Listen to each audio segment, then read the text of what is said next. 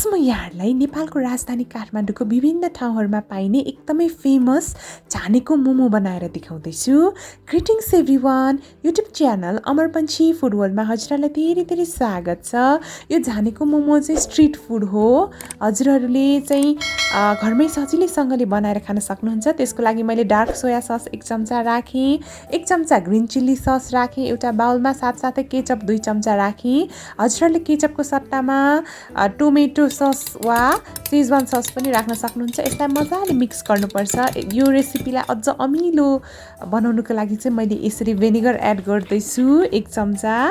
हजुरहरूले कागतीको रस एड गर्नुभए पनि हुन्छ भेनिगरको सट्टामा चाहिँ। र साथसाथै जिरा धनियाँको पाउडर आधा चम्चा राखेँ, पिरो जिरे खुर्सानीको धुलो 1 चम्चा राखेँ र नुन आधा चम्चा मात्र राखेँ, किन भन्दा ससहरू सबैमा नुन हुन्छ। हजुरहरूले खुर्सानी चाहिँ घरमै पाइने युज गर्नुभए पनि हुन्छ। एउटा लसुन र 2वटा हरियो खुर्सानीलाई यसरी चप गरेर राखेँ।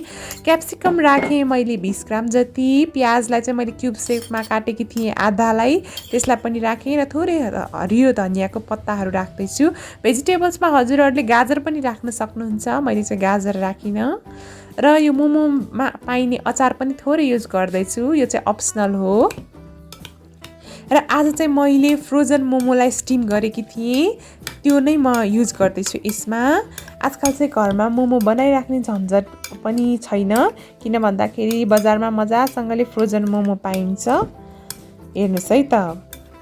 अब यो पाकिसकेको मोमोलाई राख्दैछु, स्टिम भइसकेको मोमो 8वटालाई राख्दैछु। नर्मली सादेको मोमो वा झानेको मोमोमा चाहिँ 8वटा पिस मात्रै हुन्छ, त्यही भएर मैले 8वटा मात्र राखेँ। हजुरहरूले चाहिँ कतिको क्वान्टिटी मनपर्छ त्यही अनुसार राख्न सक्नुहुन्छ। र एकदम पिरो र अमिलो हुन्छ यो रेसिपी, एकदमै मिठो। र मैले थोरै धनियाँको पत्ताहरू राखेर फेरि यसलाई मिक्स गर्दैछु। हेर्नुहोस् है। अब यसलाई हामीले मजाले छान्नुपर्छ।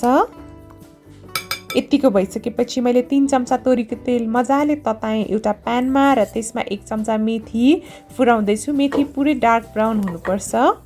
मेथी डार्क ब्राउन भइसकेपछि 2वटा रातो खुर्सानी र आधा चम्चा बेसार हालेर हामीले झान्नुपर्छ। तर त्योभन्दा अगाडि खुर्सानीले कलर चेन्ज नगरुन्जेल एकैछिन यसरी चलाइदिनु होला।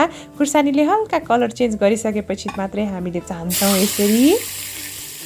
यो रेसिपी चाहिँ बालकदेखि वृद्ध वृद्धासम्म सबैले मन पराउँछन्। एकदमै फरक खालको रेसिपी हो यो चाहिँ। काठमाडौँमा चाहिँ लगभग 1 वर्ष जति अगाडि चाहिँ एकदम भाइरल रेसिपी नै थियो यो चाहिँ।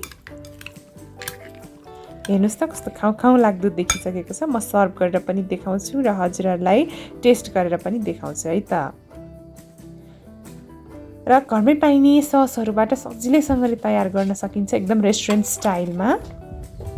अब भने म टेस्ट गर्दैछु, मेरो मुखबाट पानी आइसक्यो। मोमो चाहिँ मेरो एकदम फेभरेट फुड हो। एकदमै मिठोसँगले तयार भइसकेको छ। आजको रेसिपी हजुरहरूलाई कस्तो लाग्यो, मन पर्यो भने भिडियोलाई लाइक, कमेन्ट र सेयर गर्न नबिर्सिनु होला। साथै मेरो च्यानल अमर पन्छी फुड वर्ल्डलाई सब्सक्राइब पनि गरिदिनु होला। र हजुरहरूलाई मैले कुनै पनि रेसिपी बनाएको हेर्न चाहनुहुन्छ भने चाहिँ तल कमेन्ट सेक्सनमा कमेन्ट पनि गर्न सक्नुहुन्छ। Thank you so much for watching. Have a nice day. Happy cooking to all of you.